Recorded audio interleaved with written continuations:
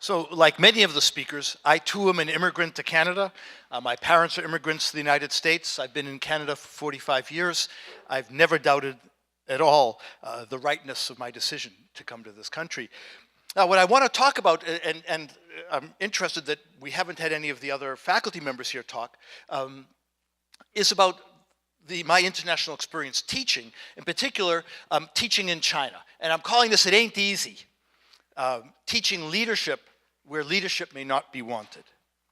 Now, in this, August, I left Royal Roads right after my residency with my MA in Environmental Education and Communication students, and I went to China, and I taught for 2 weeks in Beijing at the Forestry University, 2 weeks in Tianjin at the University of Technology, and then 2 weeks in a crummy little commercial building in Hefei down west of Shanghai. And this was part of the Masters in Environment and Management program that's offered in Beijing, Tianjin, and Hefei.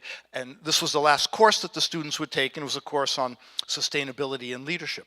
Now, I'm not a leadership scholar, and I'm clearly not a scholar about anything to do with China. So let me put that caveat out there first. I loved China. I loved the people I met on the street. When I loved this guy who offered me his baiju, and the people who would cook for me. Even this kind of grouchy guy who was a specialist in squid. I learned to say one sentence in Chinese, "Yi ping piju," one bottle of beer. That was the only sentence I could say in China, and it worked to get around everything else I could point to in food. I loved the people. I loved actually being in Beijing in spite of the bad air quality, and them being in Tianjin, and them being in Hefei. I walked every place. I got on the metros. I got on buses, and I found getting on the buses wasn't the hard thing. It was knowing when you're supposed to get off. That's hard. I loved most of the students. This was the group in Hefei, and they were by far older and more serious than some of the other students were. And we also had too much baiju. This is like 40 to 50% alcohol. Now, I teach the Leadership and Sustainability course here at Royal Roads to the MEM students here, and I'm not a scholar of leadership, but I found some people that I connect with. I found this guy, Joseph Ross, who wrote a book called Leadership for the 21st Century, where he talks about leadership not being a boss, but being an influencer. Not having authority, but being able to exert influence on leaders and collaborators who together want to make things happen. I like that idea of leadership. I also like the work of Ron Heifetz at Harvard, who talks about leadership without easy answers. He talks about leadership when you don't have authority.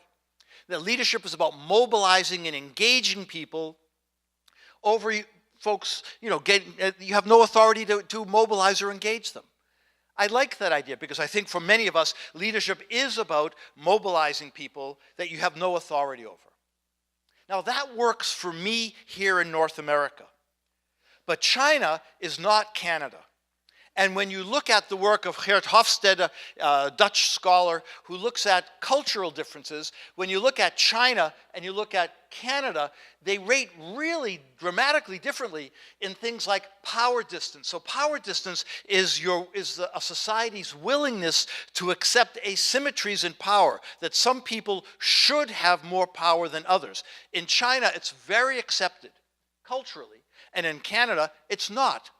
Canada is a highly individualistic society. China is a collectivist society. China is a society where people are willing to put off gratification into the future. In Canada, we want to have more fun right now than put things off. The cultures are not the same. So why would we think that our theories of leadership should apply in this very different context? So my story to you is really a set of questions that I'll finish with, which is about my disquiet, ultimately, in what I was doing when I was in China. Now, not only are the cultures different, but how the cultures see leadership is different. So again, a group of scholars have looked at leadership behaviors in terms of 6 variables, from charismatic, team-oriented, participatory leadership to self-protective leadership. When you look at China, which is considered part of Confucian Asia, it's the red one. The self-protective leadership has those attributes up there. North America, Northern Europe, and the English-speaking world, it's completely different, isn't it? What we think is important, what the Chinese think is important, is down at the least important for our Western understanding of leadership. And what we think is pretty important up at the top there, well, it's down at the bottom here of Chinese understandings of leadership. So here I am, a Canadian guy going into China teaching a course on leadership, about leadership being influence and leadership being what you do when you have no authority, in a culture that is actually based very strongly and for 3,000 years very effectively around leadership is who has authority. Now, China is not an open society. It's an authoritarian society. There is a significant amount of repressive things that we would consider repression in China that goes on all the time. And so I'm teaching a course about influence. I'm teaching about about power. How do you deal with power? And how do you talk about, when you have no formal authority, how do you make changes? I mean, China is a society where when you go to Tiananmen Square and you look across to the Forbidden City and Mao's mausoleum, you're watched every place, every place. And in fact, the government of China, President Xi, is, we see things like this. We see headlines like this. There are things you're not supposed to teach in China. And I saw this. I saw one of the translators who translated for me was very uncomfortable with things I was saying. I could just see it in his body language. And I was sure at times that he wasn't saying what I was saying. And I don't know what he was saying. Maybe he was talking about the Baiju and Yiping Bidzuo. I don't know. But these are the kinds of things that you're not supposed to talk about at a university in China. This is document 9. Look it up. You're not supposed to talk about promoting Western constitutional democracy in a classroom. You're not supposed to promote universal values of freedom and human rights, or press freedom, or the value of civic participation in civic society. And that's all I'm talking about in some ways. So at the end of it all, we're aware that leaders in China, if they're not part of the hierarchy, they're not exhibiting their appropriate authority, it's dangerous. Labor activists are arrested and sentenced. Lawyers who stand up and act in non-authority forms of leadership are arrested.